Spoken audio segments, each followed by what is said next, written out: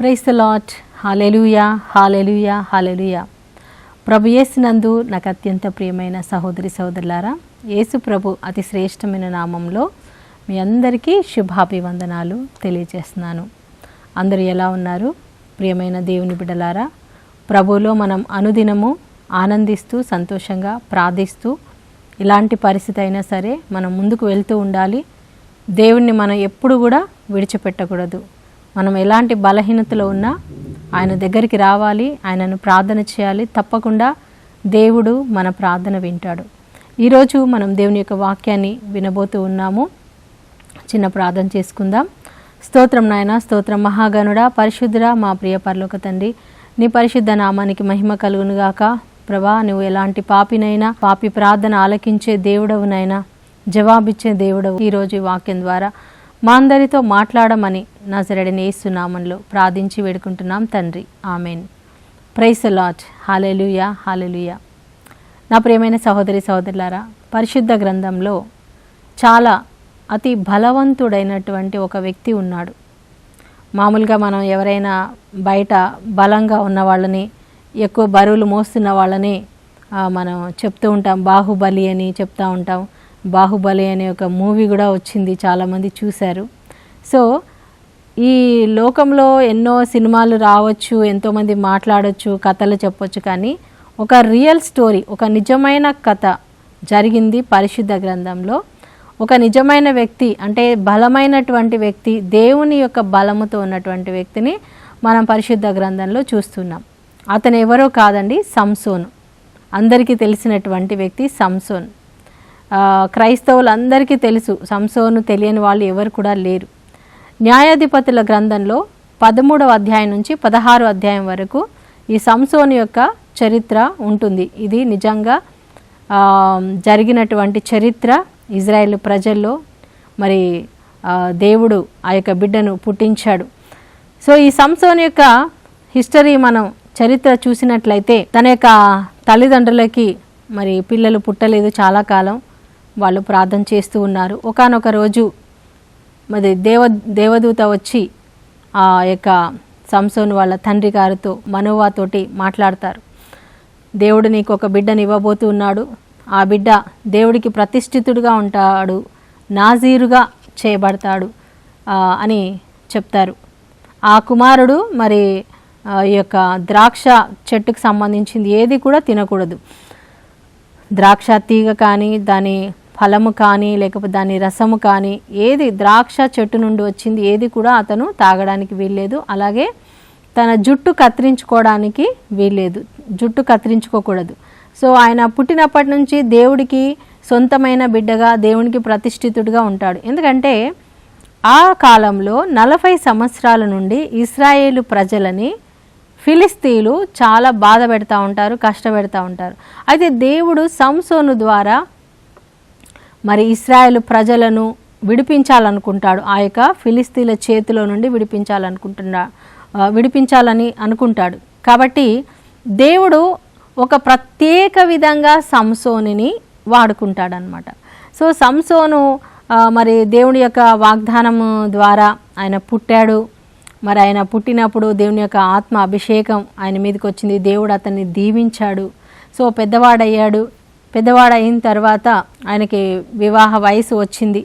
అయితే వీళ్ళిద్దరికీ కూడా గుర్తుంది, చిన్నప్పటి నుంచి కూడా వాళ్ళు తల్లిదండ్రులు సంసోనికి చెప్తూనే ఉన్నారు, ఇలాగా దేవుడు మరి ఆయన సందేశం ద్వారా నువ్వు పుట్టావు, నువ్వు ఇలా ఉండాలి, నువ్వు ఏది కూడా అపవిత్రమైనది ముట్టుకోకూడదు, ద్రాక్షావల్లికి సంబంధించింది ఏది నువ్వు తినకూడదు, జుట్టు కత్తిరించుకోకూడదు అని చెప్పేసి తల్లిదండ్రులు ఇద్దరు కూడా ఆయనకి చెప్తారు. నీవు ఫిలిస్తీన్ల చేతిలో నుండి మన ప్రజల్ని విడిపించాలి, ఫిలిస్తీన్లు మన శత్రువులు, కాబట్టి నువ్వు ఇలా జాగ్రత్తగా ఉండాలని తల్లిదండ్రులు మరి సంసోనికి ఎన్నో విధాలుగా చెప్పారు. కానీ యవన ప్రాయం కదా, చాలామంది యవనస్తులు చిన్నప్పుడు బాగానే ఉంటారు, అమ్మ నాన్నమ్మ చెప్పిన మాట వింటారు. కానీ ఒక ఏజ్ వస్తుంది, ఇంటర్ డిగ్రీ వచ్చేసరికి ఇంకా అమ్మ నాన్న మాట వినరు, తల్లిదండ్రుల మాట వినరు. వాళ్ళకి స్నేహితులు ఎక్కడికి తీసుకెళ్తే అక్కడికి వెళ్ళడం వస్తుంది. మంచి స్నేహితులు అయితే మంచిగా ఉంటారు, కానీ చెడు స్నేహితులు ఉన్నట్లయితే ప్రియులారా ఏమైపోతారు, చెడిపోతారు కదా. తాగుబోతులతో ఫ్రెండ్షిప్ చేస్తే ఏమవుతారు, కొన్నాళ్ళకి నువ్వు కూడా ఒక తాగుబోతుగా అయిపోతావు. మరి వేరే వేరే అలవాట్లు ఉన్న వాళ్ళతో నువ్వు స్నేహం చేస్తే నువ్వు కూడా అలాంటి అలవాట్లోకి పడిపోతావు, మత్తు పానీయాలు కానీ డ్రగ్స్ కానీ ఇంకా ఏదైనా. సో ఈ రోజుల్లో చాలామంది యవనస్తులు మరి చెడిపోతూ ఉన్నారు. ప్రియమైన సహోదరి సహోదరులారా, ప్రత్యేకంగా సంసోనుకు దేవుడు చాలా ప్లాన్ కలిగి ఉన్నాడు, చాలా గొప్ప ప్రణాళిక కలిగి ఉన్నాడు. దేవుడు ఆయన్ని ప్రత్యేకంగా అభిషేకించాడు, ప్రత్యేకపరుచుకున్నాడు. కానీ తన యవ్వన ప్రాయంలో అతను తన ఇష్టం వచ్చినట్టు చేయడానికి ఆయన తన జీవితాన్ని మరి నిర్ణయం చేసుకున్నాడు. సంసోను ఎప్పుడు కూడా మరి ఇది దేవుడికి ఇష్టమా, నేను ఇది చేయకూడదని ఆలోచించలేదు. తనకి ఏది నచ్చితే అది చేయడానికి వెళ్ళిపోయాడు. మనం చూసినట్లయితే 14వ అధ్యాయానికి వచ్చేస్తే మొదటి వచనంలో ఆయన తిమ్నూతు అనే గ్రామానికి వెళ్తాడు, ఆ ప్రాంతానికి. ఆ ఊరికి వెళ్ళినప్పుడు అక్కడ ఒక ఫిలిస్తీన్ల అమ్మాయిని చూశాడు. అంటే చూడడం అంటే దేంతో చూస్తాం, మనం కళ్ళతో చూస్తాం కదా. కళ్ళు, మన శరీరంలో కళ్ళు చాలా ఇంపార్టెంట్. మనం కళ్ళతో ఏదైతే చూస్తామో అది మన మైండ్లో, మనసులో ప్రింట్ అయిపోతుంది. సో అదే మళ్ళీ మళ్ళీ మనకి గుర్తుకొస్తూ ఉంటుంది. కాబట్టి మనం చూసేది చాలా జాగ్రత్తగా ఉండాలి. ఈ రోజుల్లో చాలామంది మొబైల్ చూస్తూ ఉంటారు, ఫేస్బుక్ చూస్తూ ఉంటారు, ఇన్స్టాగ్రామ్ రీల్స్, మరి బయట మనం ఎన్నో చూడకూడని విషయాలు, దృశ్యాలు చూస్తూనే ఉంటారు. సో మన కళ్ళని మనం ప్రొటెక్ట్ చేసుకోవాలి. ఇది నేను చూడొచ్చా, ఇది నేను మాట్లాడవచ్చా, నేను ఇది చెయ్యొచ్చా అనేది మనం ఆలోచించాలి. దేవుడికి ఇష్టమేనా అని ఆలోచించాలి. కానీ ఇక్కడ మరి సంసోనుకు తెలుసు, ఫిలిస్తీన్ల చేతిలో నుంచి తన ప్రజల్ని విడిపించాలి. వాళ్ళే మనల్ని బాధ పెడుతున్నారు, వాళ్ళు మన శత్రువులు. అలాంటప్పుడు అతను ఎంత జాగ్రత్తగా ఉండాలి. ఆయన ఏం చేశాడు, ఆ ఫిలిస్తీన్లో ఒక అమ్మాయిని చూశాడంట. అమ్మాయి చాలా బాగుంది, చాలా అందంగా ఉంది. అంటే పై రూపాన్నే చూశాడు. అందంగా ఉంటే సరిపోతుందా, ఆమె ఎవరు ఏంటి, ఆమె గుణం ఏంటి తెలుసుకోవాలా? ఏమీ తెలుసుకోలేదు. ఇంటికి వచ్చాడు, వాళ్ళ అమ్మ నాన్నతో చెప్తున్నాడు, నేను ఒక అమ్మాయిని చూశాను, నేను ఆ అమ్మాయినే పెళ్లి చేసుకుంటాను, ఆ అమ్మాయిని పెళ్లి చేసుకోకపోతే నేను చచ్చిపోతాను. ఈరోజు ఎంతమంది అబ్బాయిలు అమ్మాయిలు అలా మాట్లాడుతున్నారండి. ఎవరో తెలియని వాళ్ళని చూస్తారు, వాళ్ళని పెళ్లి చేసుకోవాలనుకొని వాళ్ళు ఇంట్లో నుంచి చెప్పకుండా వెళ్ళిపోవడం, అమ్మ నాన్నకి తెలియకుండా వెళ్ళిపోవడము, లేకపోతే అమ్మ నాన్నని బెదిరించడము, నేను చచ్చిపోతానని బెదిరించడం. ఇంకా వాళ్ళు ఏం చేస్తారు, అబ్బాయి చనిపోతానంటున్నాడు కాబట్టి చేసేద్దామనేసి. సో సంసోను యొక్క తల్లిదండ్రులు కూడా ఇంకా ఏమీ చేయలేక సరే అని చెప్పి వాళ్ళు ఒప్పుకోవడం జరిగింది. సంసోను వెళ్ళేటప్పుడు ఆ గ్రామానికి, ఆ యొక్క తిమ్నూతు గ్రామానికి ఆయన ఇంకా ఆమెని వివాహం చేసుకోవడానికి వెళ్తున్నాడు అనమాట. చూడడానికి వెళ్తూ ఉంటాడు. వెళ్తూ ఉన్నప్పుడు ఏమైంది, దారిలో ఒక పెద్ద సింహం వచ్చింది. ఒంటరిగా ఉన్నాడు సంసోను, సింహం వచ్చింది. చూడండి, ఆయన తప్పు పని చేస్తున్నా సరే, దేవుడికి ఇష్టం లేని కార్యం చేస్తున్నా సరే, దేవుడు అతన్ని కాపాడాడు. దేవుడు అతన్ని అభిషేకించాడు. సంసోను మీదకి పరిశుద్ధాత్మ దిగివచ్చి ఆ యొక్క సింహాన్ని చీల్చివేశాడు. తన చేతిలో ఏ ఆయుధం లేకపోయినా సరే ఆ సింహాన్ని అతను చీల్చివేశాడు. సో వెళ్ళి అక్కడ అమ్మాయిని చూస్తాడు, మాట్లాడతాడు, ఓకే అనుకుంటాడు, మళ్ళీ వచ్చేస్తాడు.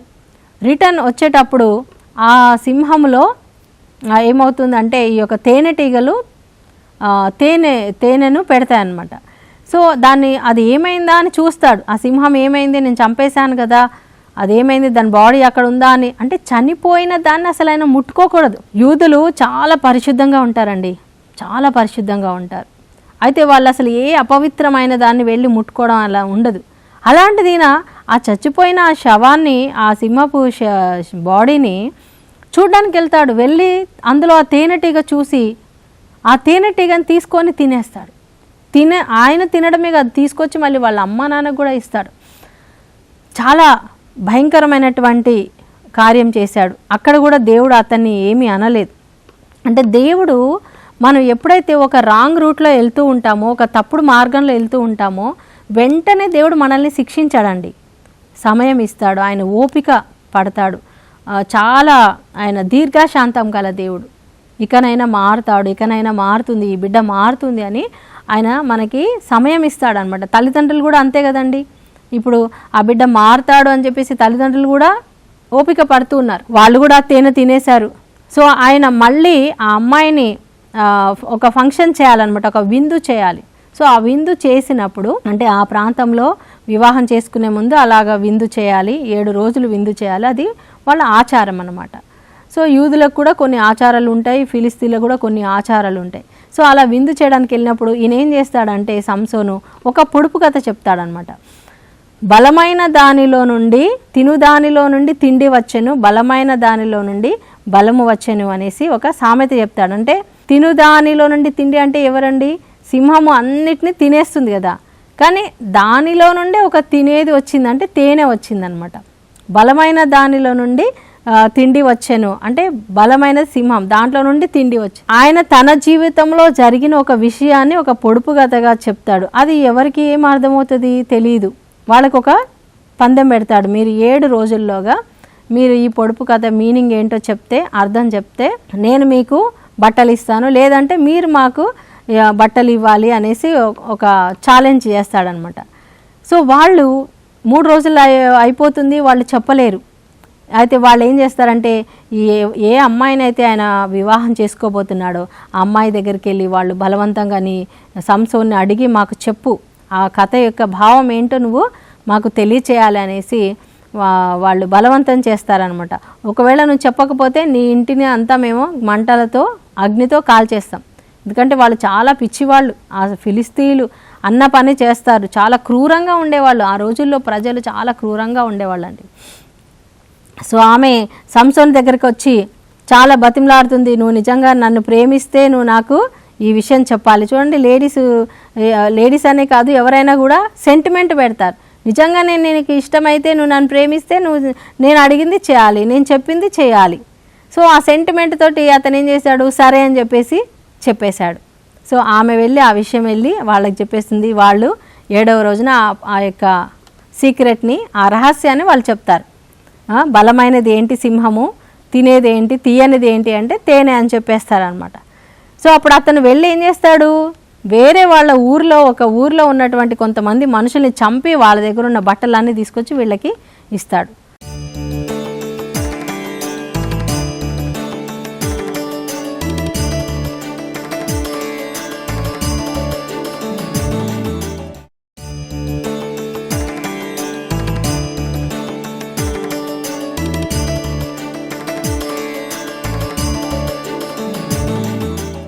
అంటే ఒక అన్యాయంగా వాళ్ళ దేవుడిచ్చిన బలాన్ని ఆయన ఒక వ్యర్థంగా వాడుతున్నాడు అనమాట. ఒక తన సొంత ప్రయోజనం కోసం, తన సంతోషం కోసం వాడుతూ ఉన్నాడు. వెళ్ళి వాళ్ళని చంపేసి ఆ బట్టలు తీసుకొచ్చి వాళ్ళకి ఇస్తాడు. అయితే ఇతనికి చాలా కోపం వస్తుంది, సంసోనికి చాలా కోపం వస్తుంది. కోపంతో వెళ్ళిపోతాడు. అంటే సంసోనులో ఉన్న గుణ లక్షణాలు, ఫస్ట్ ఆఫ్ ఆల్ నేను దేవునికి ప్రతిష్ఠితుని అనే విషయాన్ని ఆయన మర్చిపోయాడు. ఫిలిస్తీన్ల అమ్మాయిని అతను ప్రేమించాడు. దేవుడికి ఇష్టం లేదు, వాళ్ళు శత్రువులు, వాళ్ళని హతమార్చాలని చెప్తే వాళ్ళకు సంబంధించిన అమ్మాయినే పెళ్లి చేసుకొని వాళ్ళతోటే బియ్యం అందడానికి వెళ్ళాడు. అప్పుడు వాళ్ళని ఎలా నాశనం చేస్తాడు? సో ఇలా తప్పులు చేసుకుంటూనే పోతున్నాడు. ఆ శవాన్ని ముట్టుకున్నాడు, దాంట్లోంచి తేనె తీసుకున్నాడు, మళ్ళీ వెళ్ళి వేరే వాళ్ళని చంపేసి ఆ బట్టలు తీసుకొచ్చి వాళ్ళకి ఇచ్చాడు. మళ్ళీ అలిగాడు, కోపంతో వెళ్ళిపోయాడు. అతను వెళ్ళిపోయేసరికి ఈ యొక్క ఫిలిస్తీన్ల యొక్క ఈ అమ్మాయి వాళ్ళ తండ్రి ఏం చేస్తాడంటే ఇంకా సంసోను వదిలేశాడు, ఈ అమ్మాయిని వదిలేశాడు అని చెప్పేసి అతన్ని తీసుకెళ్ళి ఇంకొక వాళ్ళ ఫ్రెండ్ స్నేహితుడికి ఇచ్చి పెళ్లి చేసేస్తాడు. ఆ రోజుల్లో అంత ఈజీగా పెళ్ళిళ్ళు అయిపోయేవి, కోర్టులు లేవు, కేసులు లేవు, ఏమీ లేవు, అంతే అది ఇచ్చేశాడు. తర్వాత మళ్ళీ సంసోనుకి మనసు మారింది, ఓకే నా భార్య దగ్గరకు నేను వెళ్తానని మళ్ళీ వచ్చేసరికి లేదు నీ భార్య నేను వేరే అతనికి ఇచ్చేసాను. అప్పుడు సంసోనికి నిజంగా చాలా కోపం వచ్చి ఆయన ఏం చేశాడు, ఆ ఫిలిస్తీన్లు అందరినీ నాశనం చేయాలి, వీళ్ళ వల్లనే ఇలా జరిగింది అని చెప్పేసి 300 నక్కలని పట్టుకొని వాటి తోకలను జాయింట్ చేసి వాటిని కట్టేసి వాటిలో మంటలు పెట్టి ఫిలిస్తీన్ల యొక్క పొలాల్లోకి వదిలేశాడు. మొత్తం ఆ పంటలంతా కూడా నాశనం అయిపోయింది. ఫిలిస్తీన్ల పంట మొత్తం నాశనం అయిపోయింది. ఇది ఎవరు చేశారు అని అంటే సంసోన్, ఇదిగో పలాను వాళ్ళ అల్లుడు సంసోన్ చేశాడు అని చెప్పగానే వాళ్ళందరూ వచ్చి ఈ యొక్క భార్యని, తన తండ్రిని, ఇద్దరిని కూడా వాళ్ళని కాల్చేస్తారు, చంపేస్తారు. సో ఇలాంటి పరిస్థితుల్లో సంసోను చాలా కోపంతో వెళ్ళి వాళ్ళందరినీ కూడా ఫిలిస్తీన్లందరినీ చంపేస్తాడు అనమాట. చాలా మందిని హతమార్చి వెళ్ళిపోయి ఏతాము అనే ఒక బండ దగ్గర ఒక గుహలో వెళ్ళి దాక్కుంటాడు. అక్కడ దాక్కున్నప్పుడు ఫిలిస్తీన్లందరూ ఇశ్రాయేల్ ప్రజల మీదకి వచ్చేస్తారు. సో యూదా వారు అడుగుతారనమాట, మీరందరూ ఎందుకు వచ్చారు మా మీదకి యుద్ధం చేయడానికంటే, మాకు మీతో యుద్ధం చేయాలని మాకు లేదు, మాకు ఒక్కడే కావాలి, సంసోను ఒక్కడే కావాలి, అతన్ని మా దగ్గరికి పంపించండి. చూడండి, సంసోను దేవుడు తనని ఎంతగా అభిషేకించి ఎంత శక్తినిచ్చి తన తల్లిదండ్రులు చూపించిన ఒక అమ్మాయిని చక్కగా పెళ్లి చేసుకొని ఫిలిస్తీన్ల చేతిలో నుండి ఇజ్రాయెల్ ప్రజల్ని రక్షించాల్సినటువంటి వ్యక్తి, కానీ తన జీవితం అంతా గందరగోళం అయిపోయింది. ఈరోజు కూడా చాలామంది ప్రియులారా వివాహం చేసుకునే విషయంలో చాలా తప్పటి అడుగులు వేస్తారు. కంటికి నచ్చితే సరిపోతుందా, మన ఇంట్లో ఆ అమ్మాయి సెట్ అవుతుందా, మన తల్లిదండ్రులని చూసుకుంటుందా, అమ్మాయికి భక్తి ఉందా, ప్రేమ ఉందా, దేవుని యొక్క లక్షణాలు ఉన్నాయా, బైబిల్ చదువుతుందా, మనం ఇలాంటివన్నీ కూడా తెలుసుకొని తల్లిదండ్రులు కూడా కేవలం ఆస్తిపాస్తులు అందచందాలు మాత్రమే కాదండి, గుణ లక్షణాలు చూడాలి. గుణ లక్షణాలు లేకపోతే, దేవుడు లేకపోతే అన్నీ ఉన్నా శూన్యమే. అది అమ్మాయి అయినా సరే, అబ్బాయి అయినా సరే. అబ్బాయిలకే కాదు, నేను అమ్మాయిలు కూడా చెప్తున్నాను, నా ప్రియమైన చెల్లెళ్ళు, అక్కలు, మీరు కూడా వివాహం చేసుకునేటప్పుడు చాలా జాగ్రత్తగా ఉండాలి. చాలామంది వివాహాలు పాడైపోతున్నాయి ఈరోజు. వివాహమైన నెలకే విడాకులు, సంవత్సరానికే విడాకులు, 6 నెలలకే విడాకులు. ఇంతకాడికి వివాహం ఎందుకు చేసుకోవాలండి? చాలా ఘోరంగా అమ్మాయిలు కూడా సైకోలాగా మారిపోతున్నారు, అబ్బాయిలు కూడా సైకోలాగా మారిపోతున్నారు. ఎన్ని కుటుంబాలు విచ్ఛిన్నం అయిపోతున్నాయి. ఇంకా వాళ్ళు అటు విడాకులు రాక, ఇటు మళ్ళీ ఇంకో పెళ్లి చేసుకోలేక, ఒకవేళ పిల్లలు పుడితే ఆ పిల్లల్ని ఏం చేయాలి? తల్లిదండ్రుల మధ్యలో పిల్లలు తండ్రి ప్రేమ లేక, తల్లి ప్రేమ లేక ఎంత సతమతం అవుతూ ఉంటారు. వాళ్ళ జీవితం ఎంత ఘోరంగా ఉంటుంది. ఒక్కసారి ఆలోచించండి ప్రియులారా. సంసోను జీవితం ఇప్పుడు చూడండి, ఒక మంచి భార్య ఆయన సంపాదించుకోలేకపోయాడు. ఆ అమ్మాయి చనిపోయింది, అక్కడ వాళ్ళందరూ కూడా చంపబడ్డారు. మళ్ళీ వెళ్ళి అక్కడ దాక్కున్నాడు, ఆ ఏతాము బండలో దాక్కున్నాడు. తల్లిదండ్రులు ఎంత బాధపడుతూ ఉంటారు, అయ్యో నా కుమారుడు, దేవుడిచ్చిన కుమారుడు ఇలా అయిపోయాడనేసి. సంసోను అక్కడ ఉన్నా కూడా దేవుడు అతన్ని విడిచిపెట్టలేదండి. అతన్ని పట్టుకోవడానికి ఫిలిస్తీన్లు వస్తారు. ఈ యొక్క యూదావారిని అడుగుతారు, మాకు సంసోన్ని ఒక్కడిని అప్పగించండి. ఓకే, వాళ్ళు యూదావారు వచ్చి ఇదిగో ఫిలిస్తీన్లను వాళ్ళకి మేము అప్పగిస్తాము అన్నప్పుడు సరేనని అతని చేతులు కాళ్ళు బంధిస్తారు, వాళ్ళు కట్టేస్తారు. తీసుకెళ్ళి ఫిలిస్తీన్ల చేతికి ఇవ్వడానికి వెళ్తున్నప్పుడు ఫిలిస్తీన్లు సంసోను బంధించబడి ఉండడం చూసి ఎంతో సంతోషంగా వాళ్ళు కేకలేసుకుంటూ వస్తారు.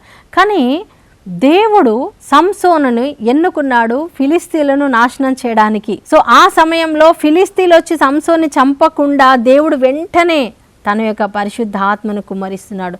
యెహోవా ఆత్మ, దేవుని యొక్క ఆత్మ సంసోను మీద దిగి రాగానే ఆయన చేతులకు ఉన్నటువంటి ఆ తాళ్ళన్నీ కూడా, ఆ సంకెళ్ళన్నీ కూడా మొత్తం కాలిపోయినాయి, తెగిపోయినాయి. ఆయన అక్కడ ఆ ప్రాంతంలో చూశాడు. దేంతో అంటే ఆయన చేతిలో ఆయుధాలు లేవు, 1000 మంది వచ్చేసారు సైన్యం. సో ఆయన ఒక గాడిద ఎముక, ఆయన చేతికి ఒక పచ్చి గాడిద ఎముక, అంటే అది అప్పుడే చనిపోయి ఉండొచ్చు, దాని ఎముక తీసుకొని ఆ ఎముకతోటి ఆ 1000 మందిని చంపేశాడండి. Praise the lord. చూడండి ఎంత బలం సంసోనికి. అసలు ఒక మనిషిని కొట్టడమే చాలా కష్టం కదండి. ఇప్పుడు రియల్గా అంటే సినిమాల్లో చూపిస్తారు, అదంతా రియల్ కాదు. ఒక్కడు ఎంతో మందిని కొట్టేసినట్టు చూపిస్తారు, కానీ అదంతా నిజం కాదు కదా. నిజంగా ఒక వ్యక్తి మీదకి ఒక 10 మంది వెళ్తే కొట్టగలరా అండి? కొట్టలేరు. ఆ వ్యక్తి ఓడిపోతాడు. ఆ 10 మంది కలిసి అతను ఒక్కడిని చంపేస్తారు. కానీ ఇక్కడ ఒక్క సంసోను 1000 మందిని ఎలా చంపగలిగాడు? అది మనిషి శక్తి కాదు, దేవుని యొక్క శక్తి అండి. దేవుని యొక్క ఆత్మ ఆయన మీద దిగి వచ్చి ఆ శత్రువులందరినీ కూడా హతమార్చే విధంగా దేవుడు శక్తినిచ్చాడు. హల్లెలూయా, ప్రైజ్ ది లార్డ్. చూడండి, తప్పు చేసినా సరే దేవుడు సంసోనుని విడిచిపెట్టలేదు. హల్లెలూయా. అలా అని చెప్పేసి మనం తప్పులు చేస్తూ పోతామా? లేదండి. మనం ఎప్పుడైతే పడిపోయామో, తప్పు చేసామో, వెంటనే మనల్ని మనం కరెక్ట్ చేసుకోవాలి, సరి చేసుకోవాలి. లేకపోతే మనం ఒక తప్పు తర్వాత ఇంకొకటి అది యాడ్ అవుతూనే ఉంటుంది, అది ఇంకా ఎక్కువ అవుతూనే ఉంటుంది, మన పాపాలు లిస్టు పెరుగుతూనే ఉంటుంది. ఆ 1000 మంది చనిపోయిన తర్వాత ఆయన చనిపోయేలాగా అయిపోతాడు, దాహం వేస్తుంది, కానీ దేవుడు ఆయనకి నీళ్ళు ఇస్తాడు. హల్లెలూయా.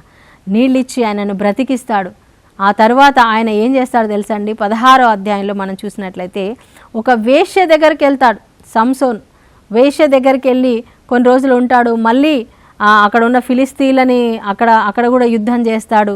లాస్ట్కి ఆయన ఇంకొక స్త్రీ దగ్గరికి, అంటే ఫస్ట్ ఫిలిస్తీన్ల దేశంలో ఒక అమ్మాయిని చూశాడు, కళ్ళతో చూశాడు. రెండవది ఇంకొక వేశ్యను చూశాడు, ఆమెను ఇష్టపడ్డాడు. మూడవది మళ్ళీ దెలీలా అనే ఒక అమ్మాయిని చూసి మోహించి ఆమెతోనే ఉండిపోతాడు. అయితే సంసోనులో ఇంకొక బలహీనత ఏంటంటే డ్రింకింగ్, తాగుడు వ్యసనం. చూసిన దాన్ని, అమ్మాయిలను చూసిన వెంటనే పడిపోతున్నాడు. రెండవది తాగుడు వ్యసనం ఉంది ఆయనలో. మూడవది దేవుడు తనకిచ్చినటువంటి శక్తిని ఆయన సరిగా వాడలేకపోతున్నాడు. కొన్నిసార్లు వాడుతున్నాడు, కొన్నిసార్లు వాడట్లేదు. సో ఇప్పుడు ఆయనకి ఒక తాగుబోతుగా మారిపోయాడు. ఆ అమ్మాయి దెలీలా అనే ఒక స్త్రీ దగ్గరికి వెళ్ళిపోయి పెద్ద తాగుబోతుగా మారిపోయాడు. ప్రియులారా చూడండి, ఎంత బలవంతుడైనా సరే తన బలము తాగుడికి ఇచ్చినట్లయితే లేదా ఒక అమ్మాయికి ఇచ్చినట్లయితే అంతే, తన జీవితము ఇంకా నాశనం అయిపోతుంది, పాడైపోతుంది. ఈరోజు ఎంతమంది యవనస్తులు కావచ్చు, పెద్దవాళ్ళు కావచ్చు, త్రాగుడికి లోనైపోయి తమ కుటుంబాలని అప్పుల పాలు చేసుకుంటున్నారు, తన కుటుంబాన్ని విచ్ఛిన్నం చేసుకుంటున్నారు, దాంపత్య జీవితాన్ని పాడు చేసుకుంటున్నారు, పిల్లల జీవితాన్ని పాడు చేస్తున్నారు. నా ప్రియమైన సహోదరి సహోదరుడా, తాగుడు అనేది చాలా భయంకరమైనది. తాగినప్పుడు వాళ్ళ మైండ్ పనిచేయదు, వాళ్ళ బ్రెయిన్ పనిచేయదు. సో వాళ్ళు ఏం చేస్తున్నారు, ఏమి జరుగుతున్నది వాళ్ళకి తెలియదు. వాళ్ళకి నోటికి ఇష్టం వచ్చినట్టు మాట్లాడతారు. ఆ టైంలో వాళ్ళు ఏం చేస్తారో కూడా వాళ్ళకి తెలియదు. చాలా నేరాలు ఘోరాలు ఎప్పుడు జరుగుతాయండి? ఎవరి ద్వారా జరుగుతాయి? తాగుబోతుల ద్వారా జరుగుతాయి. హల్లెలూయా. ఎందుకంటే వాళ్ళు విచక్షణ జ్ఞానాన్ని కోల్పోతారు. ఎంతోమంది అమ్మాయిలని చంపేసేయడం కానీ, లేకపోతే ఇట్లాంటి మానభంగాలు ఇవన్నీ చేయడం కానీ ఎవరు చేస్తున్నారు? తాగుబోతులు చేస్తున్నారు. సో నా ప్రియమైన సహోదరి సహోదరుడా, సంసోను భయంకరంగా తాగేసి ఆ అమ్మాయి వలలో పడిపోయాడు. అయితే శత్రువులు వచ్చి దెలీలాని అడుగుతారు, ఇదిగో సంసోను యొక్క శక్తి బలం ఎక్కడుందో నువ్వు కనుక్కో. ఎందుకంటే అతన్ని ఓడించలేకపోతున్నారు. ఆమె ట్రై చేస్తుంది అనమాట, నువ్వు నిజంగా నన్ను ప్రేమిస్తే ఇది నీ బలం ఎక్కడుంది నాకు చెప్పు అంటే ఆయన అబద్ధాలు చెప్తా ఉంటాడు. ఇదిగో నా జుట్టు అల్లితే నా బలం పోతుంది, లేకపోతే నన్ను తాళతో కట్టేస్తే నా బలం పోతుంది, ఇలా అన్నీ కూడా చెప్తా ఉంటాడు. కానీ అలా ప్రయత్నం చేస్తూ ఉన్నప్పుడు ఆమె ఏం చేస్తుంది? శత్రువులను పిలుస్తుంది. వాళ్ళు వచ్చినప్పుడు ఈయన లేసేస్తాడు, మళ్ళీ ఆయనకి శక్తి వస్తుంది, అందరినీ చంపేస్తాడు. అయితే ఆమె లాస్ట్కి నువ్వు నాకు అబద్ధం చెప్తున్నావు, నువ్వు నాకు నిజం చెప్పట్లేదు, నువ్వు నిజంగా నన్ను ప్రేమించట్లేదు అని మళ్ళీ ఆమె సెంటిమెంట్ తోటి అలా చెప్పినప్పుడు ఇంకా లాస్ట్కి ఆయన చెప్పేస్తాడు, ఇదిగో దేవుడు నన్ను ఎన్నుకున్నాడు, దేవుడు నన్ను ఇలాగా మరి నా జుట్టు కత్తిరిస్తే నా బలం అంతా పోతుంది, నేను చిన్నప్పటి నుంచి నేను జుట్టు కత్తిరించలేదు అని చెప్పినప్పుడు ఆమె నిజంగా ఆ జుట్టు అంతా కత్తిరించేసి బాగా తాగించేసి అతనికి మొత్తం బలం పోయేలాగా అయిపోతుంది. శత్రువులు వచ్చి అతన్ని పట్టుకొని తీసుకెళ్ళిపోతారు. ప్రియులారా 16వ అధ్యాయంలో మన 21వ వచనంలో చూసినట్లయితే ఫస్ట్ ఆయన కళ్ళు తీసేస్తారు. ఏ కళ్ళతో అయితే స్త్రీని చూశాడో ఆ కళ్ళే ఆయన కళ్ళు తీయబడతాయి. మరి లాస్ట్కి మనం చూసినట్లయితే అతన్ని బంధించి శత్రువులు తీసుకెళ్ళిపోతారు. ఆ యొక్క తిరగలి రాయి విసిరేలాగా చేస్తారు. లాస్ట్ 28వ వచనంలో ప్రియులారా సంసోను ఇన్ని తప్పులు చేసి ఇంత పడిపోయి లాస్ట్ ఆయన కళ్ళు కోల్పోయి కూడా ఆయన రియలైజ్ అవుతాడు, గ్రహిస్తాడు, అయ్యో నేను చాలా పెద్ద తప్పు చేశాను. దేవుణ్ణి అడుగుతాడు, దేవా నాకు ఈ ఒక్కసారి నాకు బలం ఇవ్వు అని ప్రార్థన చేస్తే నిజంగా ప్రియులారా దేవుడు అతని ప్రార్థన ఆలకిస్తాడు. హల్లెలూయా. మన దేవుడు కనికరం గల దేవుడు అండి. మనం ఎప్పుడైతే తప్పులు తెలుసుకొని ప్రభుని క్షమాపణ అడుగుతామో ఆయన తప్పకుండా క్షమిస్తాడు. చివరిసారిగా దేవుడు ఆయనకు బలం ఇచ్చాడు. ఆ గుడిలో ఆయన ఆ గుడిని ఆ స్తంభాలను పట్టి లాగగానే ఆ దేవాలయం మొత్తం పడిపోతుంది. ఆ దేవాలయంలో ఉన్న వేల మంది ప్రజలు, ఆ ఫిలిస్తీన్లు, సర్దారులు, శత్రువులు అందరూ కూడా నాశనం అయిపోతారు. హల్లెలూయా. అంటే ఇప్పుడు సంసోను చనిపోయి విజయం సాధించాడు. కానీ ఇంకా చక్కగా ఉంటే ఇంకెన్నో విజయాలు సాధించేవాడే. కానీ అయినా కూడా దేవుడు అతన్ని విడిచిపెట్టలేదండి. కాబట్టి ఈరోజు నా ప్రియమైన సోదరి సోదరుడా, మన పాపాలను గుర్తించి మన పాప మార్గంలో వెళ్లకుండా అన్నిటినీ దేవుడికి సమర్పించి దేవుని మార్గంలో నడుస్తాం. దేవుడు తన కృపను మనకు తోడుగా ఉంచునుగాక. ఆమెన్. దేవుడి వాక్యం దీవించునుగాక. Praise the lord. Praise the lord.